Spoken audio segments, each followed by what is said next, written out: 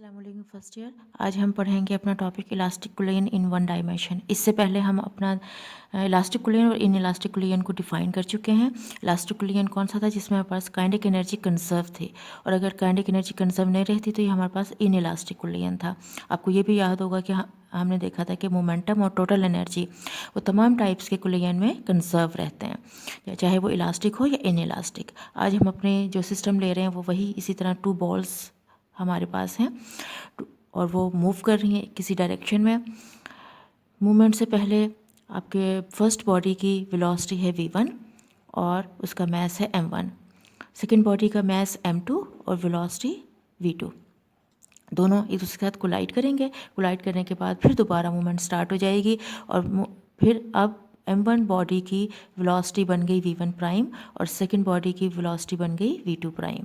Conditions हमारे पास क्या हैं? Consider two smooth non rotating balls of masses m1 and m2 moving initially with velocities v1 and v2 respectively.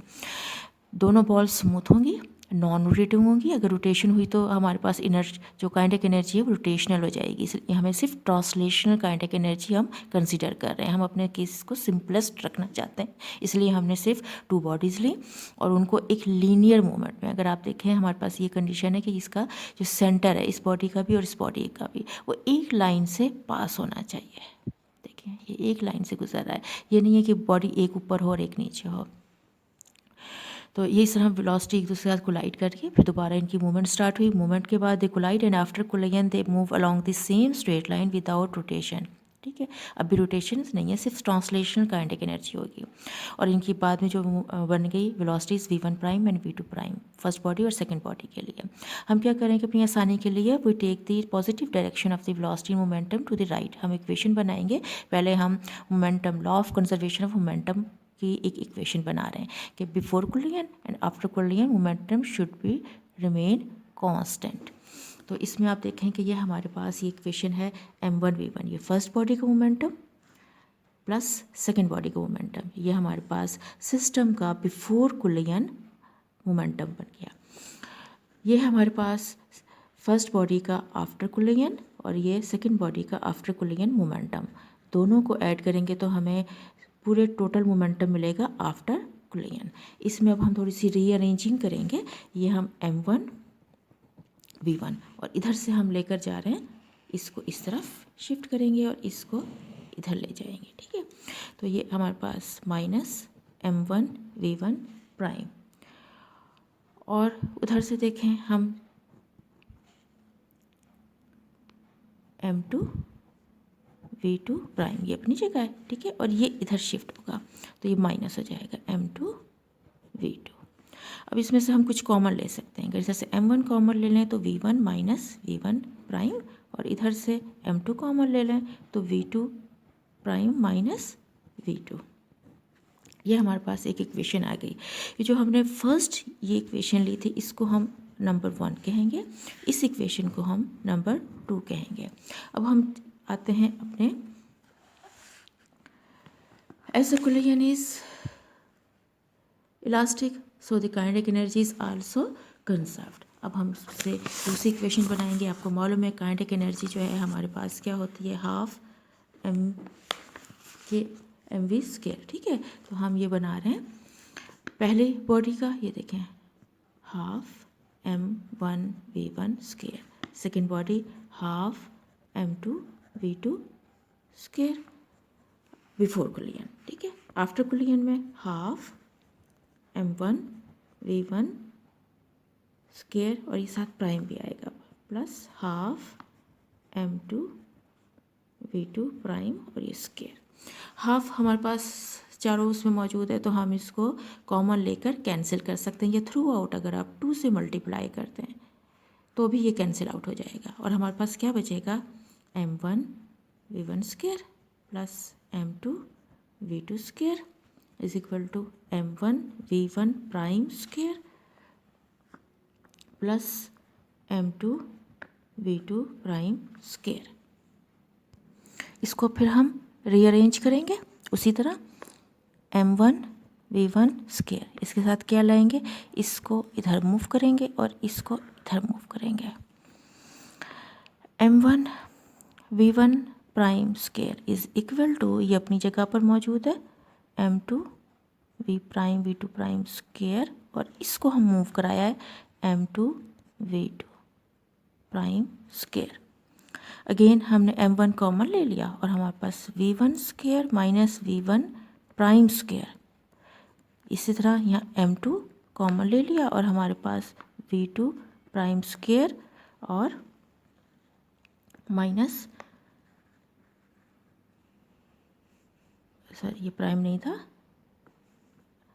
v2 square. अब हमारे पास ये बन गई, इसको अगर आप यहीं सॉल्व कर लें तो हमारे पास एक इक्वेशन होती है ए स्केयर माइनस बी स्केयर, ये इक्वल होता है ए प्लस बी। मैथमेटिक्स का हमारे पास फॉर्मूला है ए माइनस बी। यहाँ हमारे पास इस केस में ये होगा और ये बी होगा, यहाँ पर ये ए होगा और यहाँ बी होगा। इसको अगर यहीं सॉल्व कर लें तो थोड़ा सिंपल हो जाता है। m1 यह फॉर्मूला अप्लाई करते हुए ए स्केयर माइनस बी स्केयर, ये बना हमारे पास v1 plus v1 prime into v1 minus v1 prime. दूसरी तरफ हमारे पास m2 v2 prime minus plus v2 और ये v2 प्राइम माइनस v2। इस इक्वेशन को हम नाम दे रहे हैं इक्वेशन नंबर 3। अब इक्वेशन 3 को हम इक्वेशन 2 से डिवाइड करेंगे। m1 v1 plus v1 prime v1 minus v1 prime is equal to m2 v2 prime plus v2 and v2 prime minus v2, और डिवाइड किया हमने इसको इक्वेशन 2 से, जो हमारे पास मोमेंटम कुछ दे रहा था। m1 v1 minus v1 prime, और यहाँ पर हमारे पास ये इक्वल टू हम यहाँ सेंटर में ले लेते हैं और इसको इधर से डिवाइड करें m2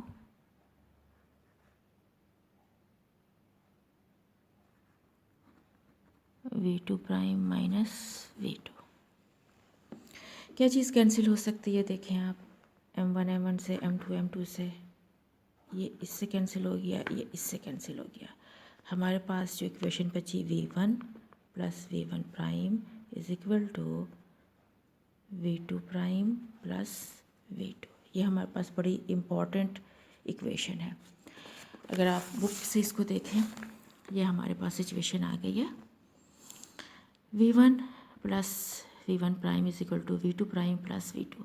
इसको अगर हम थोड़ा सा रीअरेंज करें, v1 इधर ले गए, इधर से इसको ले आए तो हमारे पास v1 माइनस v2 और v2 प्राइम माइनस v1। इसको अगेन थोड़ा सा रीअरेंज किया हमने, माइनस कॉमन ले लिया तो v1 माइनस v2, यहाँ पर बस v1 माइनस v2 और ये प्राइम के साथ v1 prime minus v2 prime. ठीक है, दोनों का आपस में क्या बनता है, बिफोर कुलियन है और ये आफ्टर कुलियन है।